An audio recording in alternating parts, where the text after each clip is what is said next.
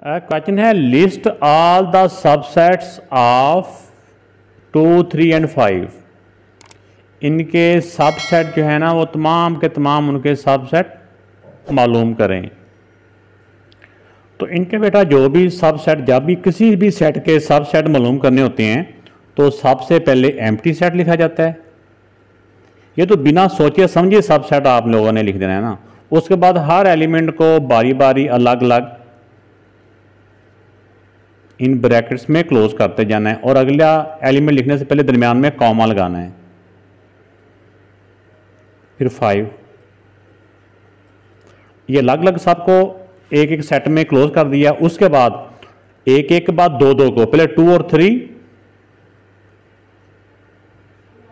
ये 2 के ऊपर मैंने हाथ रखा हुआ है, पहले 2 को 3 के साथ फिर 2 को 5 के साथ इनका पेयर बना देना है 2 और 5। ये 2 के साथ सारे बन चुके हैं।